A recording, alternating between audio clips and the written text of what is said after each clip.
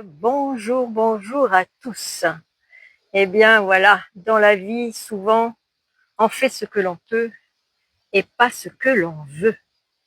Et oui, j'avais prévu de venir me mettre sous un arbre bien précis, très très ancien, mais il se fait désirer. Tant pis, on va prendre ce que l'on trouve. Aujourd'hui, j'ai choisi de vous parler de spiritualité, mais pas depuis mon bureau. Non, non, dans l'air, dans la nature. Alors, j'ai cherché un coin agréable qui pouvait représenter ce qui est. Alors, je ne vous présenterai pas celui que j'avais sélectionné parce que c'est un peu comme la chasse au Dahu. Hein. Existe-t-il vraiment? Mystère. Il est soi-disant sur la commune d'Orlex et il y serait donc depuis plusieurs années, plusieurs siècles même. Mais tous ces arbres qui sont là, eux aussi ont traversé la vie et ce sont de merveilleux compagnons pour la question que j'aimerais partager avec vous aujourd'hui. La spiritualité est-elle une affaire de croyance ou une expérience de la réalité? Parce que nous croyons souvent savoir. Nous avons appris des mots comme Dieu, spiritualité, âme, conscience, énergie, vibration, karma, éveil. Nous avons lu de nombreux livres, écouté des enseignants, reçu des traditions, adopté certaines croyances, et moi la première. Mais depuis quelque temps, une question me traverse. Et si, à force de vouloir expliquer la vie, nous avions parfois oublié tout simplement de la vivre?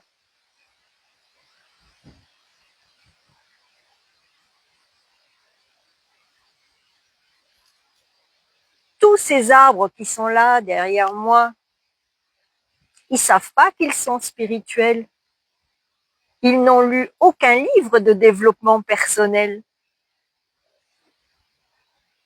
Ils ne se demandent pas, dès le matin, s'ils vibrent suffisamment haut. Ils sont, chacun individuellement, il est. Alors, ils plongent tous leurs racines dans la terre. Ils reçoivent la pluie, le vent les traverse, ils accueillent le soleil, ils perdent leurs feuilles, puis ils recommencent. Et peut-être avons-nous quelque chose à réapprendre là.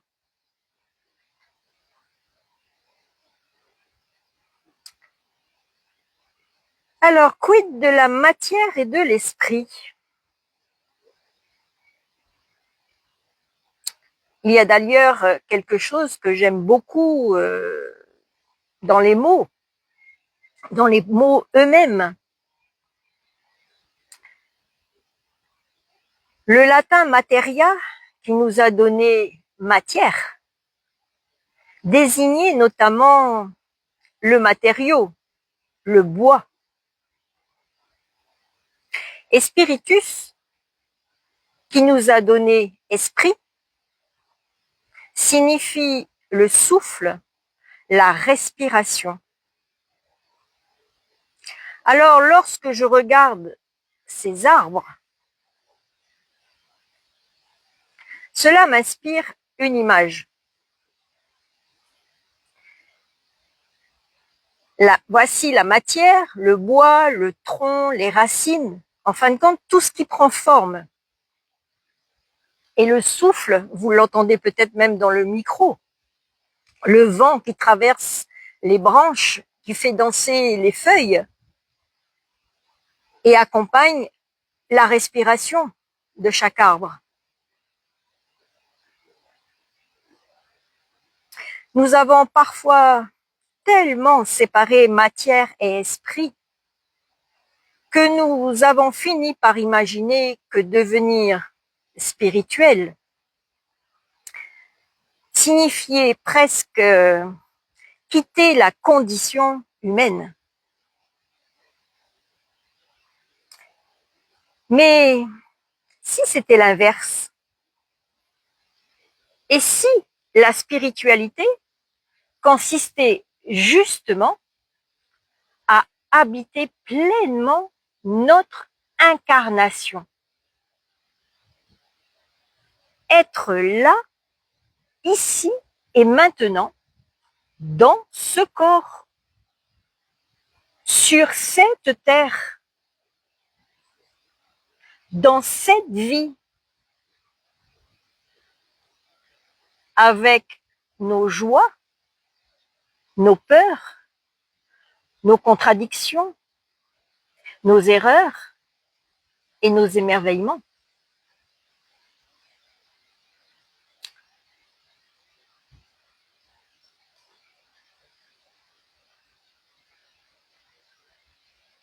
Pendant des siècles, nous avons cherché des réponses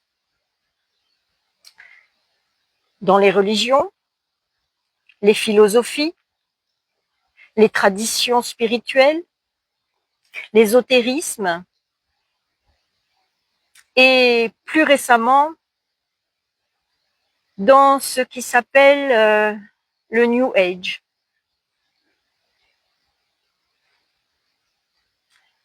Tout cela a pu apporter des clés, des expériences, du réconfort, des ouvertures. Mais une clé n'est pas une vérité absolue. Et surtout, une clé n'est utile que si elle ouvre quelque chose en nous. Le problème commence peut-être lorsque nous remettons entièrement notre discernement à quelqu'un d'autre. Quand nous allons interroger quelqu'un et on lui dit « Dis-moi ce qui est vrai, dis-moi ce que je dois croire, dis-moi ce qui va m'arriver, dis-moi ce que je dois faire. » Et progressivement, sans même nous en apercevoir, nous remettons notre propre pouvoir de choisir à l'extérieur. Alors aujourd'hui, je voudrais vous proposer exactement le contraire. Surtout, ne me croyez pas. Oui, oui, vous avez bien entendu. Ne croyez pas ce que je vous raconte simplement parce que je le dis. Apprenons à écouter, à questionner, à observer, à expérimenter. Mais surtout, gardez ce qui résonne avec votre propre expérience. Regardez ces arbres. Il lui a fallu des années pour devenir ce qu'il est. aujourd'hui. Et jamais il ne lui serait venu à l'idée de se demander: est-ce que je grandis assez vite? Et nous, combien de fois essayons-nous de tirer sur nos propres branches pour grandir plus vite?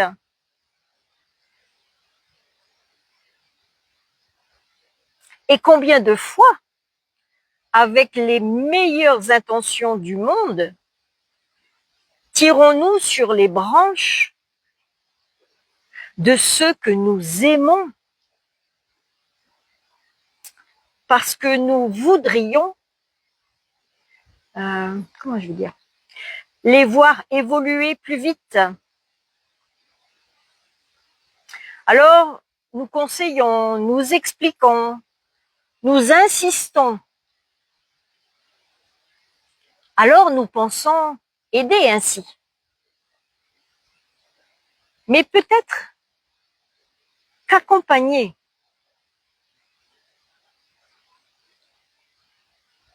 n'est pas faire pousser.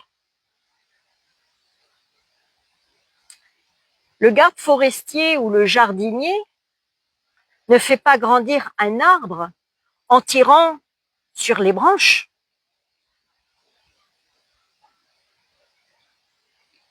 Par contre, il peut lui offrir un environnement favorable, de l'eau, s'il en manque, prendre soin de la terre, puis surtout respecter son rythme des saisons. Et peut-être en est-il de même pour l'être humain. Accompagner, ce n'est pas accélérer l'autre, c'est lui laisser l'espace nécessaire pour devenir.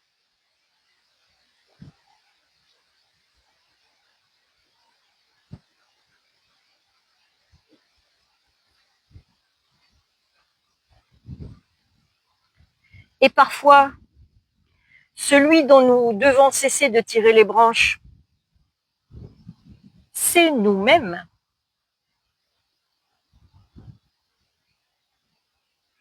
Alors un petit rappel, hein, je ne détiens pas la vérité. Je suis seulement une élève de la vie.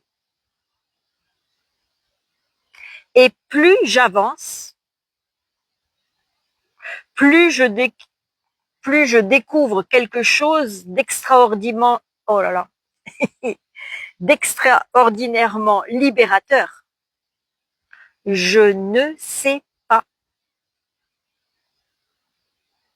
Et je sais que je ne sais pas. Alors vous me direz, bah oui, nous connaissons cette idée traditionnellement associée à Socrate, qui disait je sais que je ne sais rien.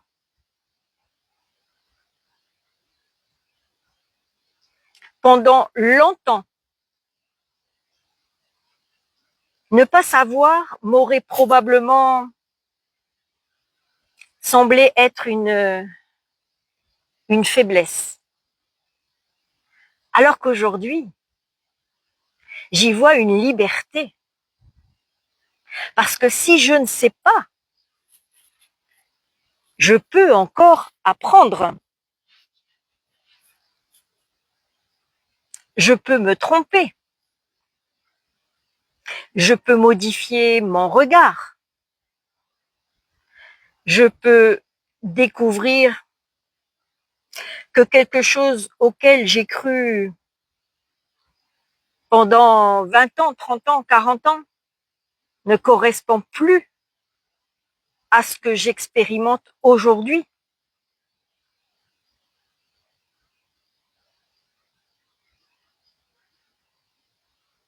Et je peux dire sereinement, je me suis trompée, sans me condamner, sans culpabiliser, sans avoir échoué.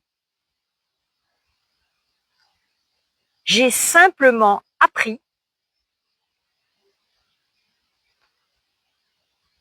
et peut-être que devenir conscient ne consiste pas à accumuler toujours davantage de réponses.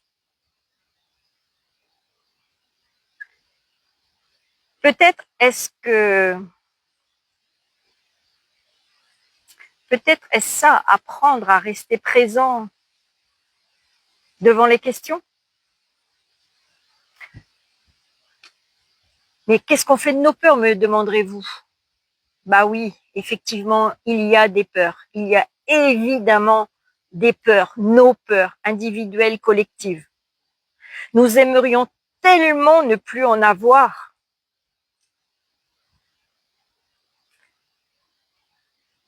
Nous voudrions être courageux, confiants, lumineux. Et pourtant, elles reviennent. Alors, peut-être pouvons-nous cesser de considérer la peur comme une ennemie. La peur peut nous avertir d'un véritable danger. Elle peut réveiller une ancienne blessure. Elle peut aussi nous raconter tout ce qui pourrait mal tourner, alors que rien ne s'est encore produit, mais nous projetons, nous supposons. Le travail n'est donc peut-être pas de supprimer la peur, c'est d'apprendre à l'écouter sans lui abandonner le volant. Et oui, parce que si c'est la peur qui nous conduit,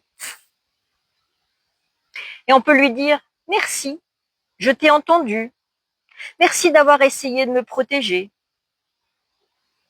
Maintenant, je vais regarder ce qui est réellement là et choisir en conscience. Et c'est ici que commence pour moi la responsabilité.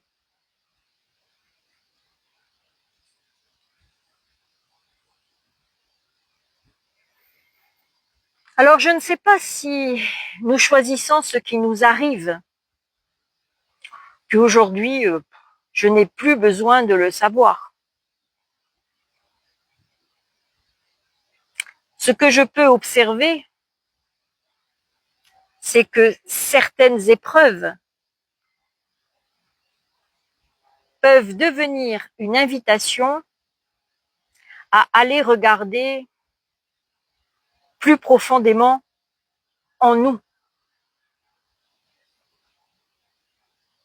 Non pour chercher ce que nous aurions fait pour les mériter, mais pour découvrir ce que nous pouvons désormais en faire.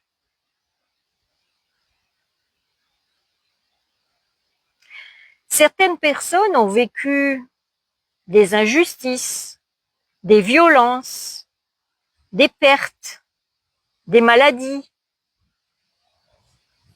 des événements divers et variés qu'elles n'ont pas évidemment pas provoqués. Être responsable ne signifie donc pas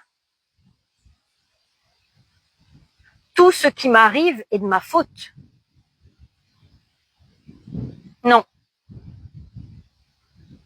Être responsable pour moi signifie quelque chose de beaucoup plus simple.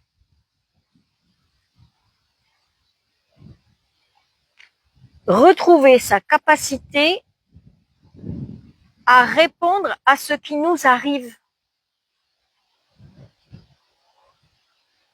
Je peux continuer à demander pourquoi moi? Et quelquefois, cette question est nécessaire. Mais un jour peut apparaître une autre question.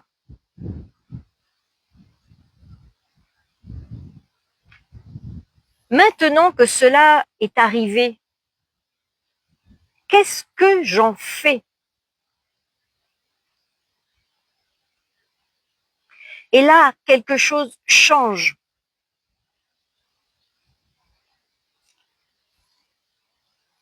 Je ne change pas nécessairement l'événement, mais je change ma position face à lui. Alors, je vais vous donner un exemple très personnel. En 2012, à la suite d'une intervention chirurgicale, plusieurs nerfs fondamentaux ont été lésés. Entre autres, ceux qui commandent la mobilité des jambes, mais aussi qui gèrent la vessie et les fonctions sphinctériennes.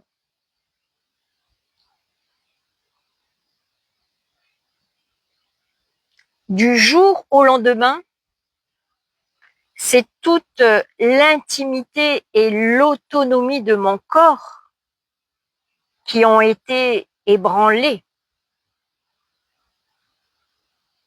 Chaque mouvement était une épreuve, une torture. Et mon horizon s'est considérablement rétréci. Je ne marchais plus, je tenais plus debout. Alors pendant 5 ans, j'ai suivi scrupuleusement le parcours médical, attendant qu'on me répare. Puis, un matin de septembre 2017, un basculement s'est opéré en moi. Ce corps, avec toutes ses blessures et ses limites, restait le mien. Je pouvais continuer à attendre que quelqu'un trouve pour moi la réponse ou devenir pleinement participante de ce qui allait suivre. Cela ne signifiait pas rejeter la médecine, ni prétendre que les lésions étaient imaginaires.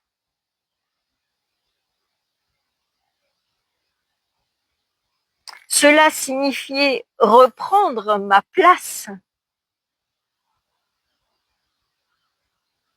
Alors j'ai commencé à chercher, comme une Vivi, un être vivant qui cherche la vérité, à écouter mon corps autrement, à questionner, à explorer différentes pistes,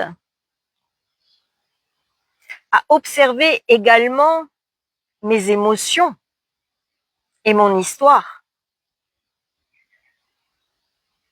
Non pas en supposant qu'elles avaient créé les lésions nerveuses, mais en me demandant ce qu'elles pouvaient m'apprendre sur ma manière de vivre cette épreuve.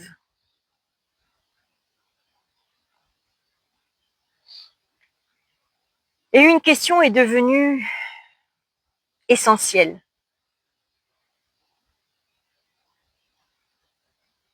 Est-ce que je veux seulement survivre à ce qui m'est arrivé, ou est-ce que je veux apprendre à vivre pleinement avec ce qui est là?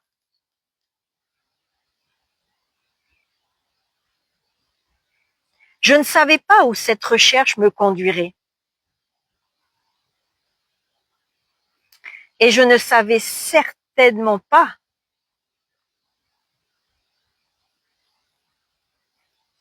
si elle me permettrait de récupérer. Mais pour la première fois depuis longtemps, je n'étais plus seulement celle à qui quelque chose était arrivé.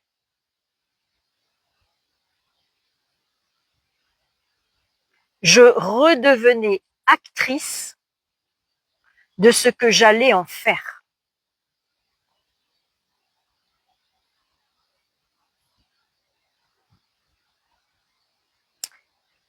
Et la culpabilité, me diriez-vous? Nous avons également beaucoup appris à nous juger, à nous auto-juger. Alors on dit, j'aurais dû comprendre, j'aurais dû savoir, j'aurais dû faire autrement. Bah oui, mais c'est passé. Mais avec les connaissances d'aujourd'hui, bien sûr que j'aurais parfois agi autrement que hier. Seulement, voilà, hier, je n'étais pas celle que je suis aujourd'hui.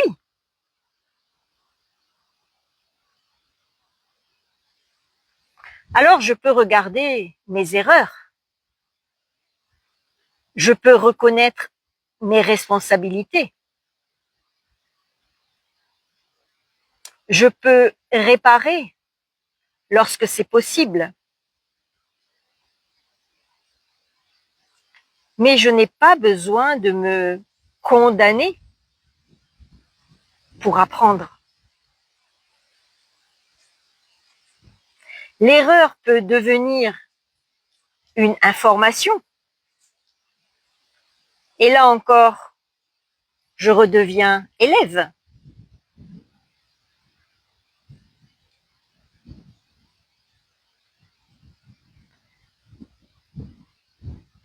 Nous entendons beaucoup parler depuis quelque temps d'un nouveau monde. Nous demandons à ce que ce nouveau monde arrive. Nous l'attendons parfois comme quelque chose qui devrait arriver. Mais si le nouveau monde ne commençait pas par un événement extérieur, et s'il commençait très modestement dans notre manière de répondre au monde actuel.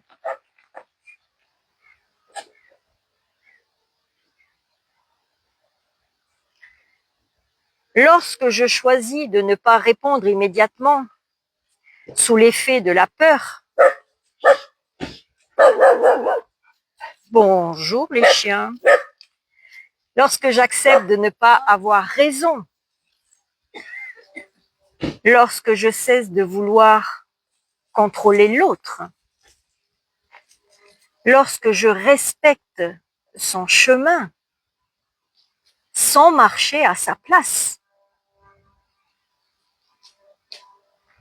lorsque je reconnais une erreur sans me détester, lorsque je choisis la clarté plutôt que la réaction, quelque chose a déjà changé. Pas quelque part dans l'univers. Ici. Dans la relation à moi-même. Dans la relation à l'autre et au vivant. Et peut-être que notre monde collectif commence exactement là. Dans la qualité de nos relations individuelles.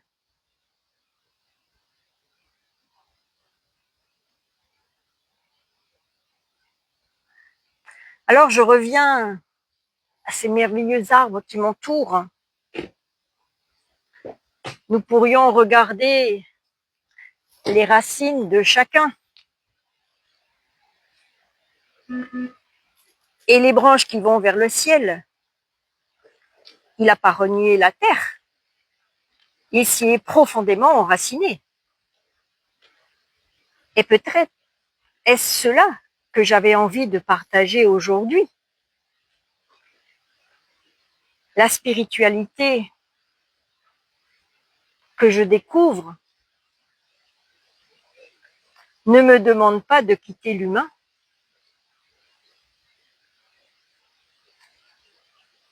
Elle m'invite à l'habiter davantage, à être présente, à observer, à ressentir, à discerner, à choisir, à aimer. Et surtout, à accepter que je ne connaîtrai probablement jamais toutes les réponses.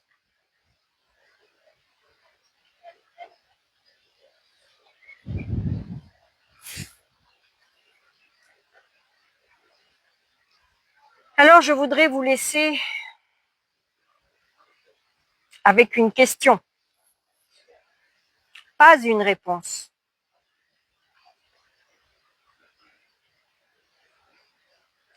Et si pendant quelques jours,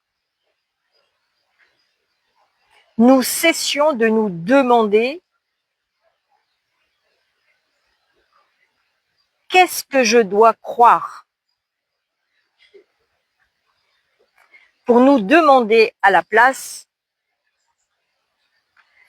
qu'est-ce que je peux réellement observer, expérimenter et choisir dans ma propre vie.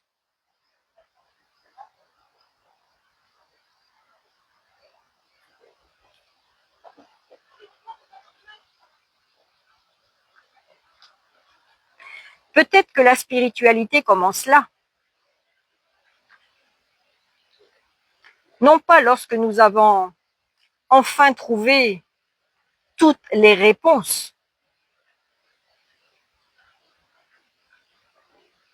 mais lorsque nous cessons d'avoir peur de vivre les questions. Et pour vivre ces questions, sans nous trahir, il reste peut-être un apprentissage essentiel. Apprendre à nous aimer et à nous choisir. Alors, ça sera le chemin que je vous proposerai d'explorer dans un autre direct, un autre jour. Alors, d'ici notre prochaine rencontre, surtout, ne me croyez pas. Observez, expérimentez, écoutez ce que le vivant enseigne et peut-être n'avons-nous pas besoin de comprendre immédiatement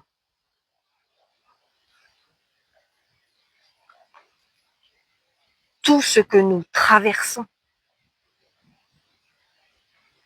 Alors, laissons infuser la vie en nous.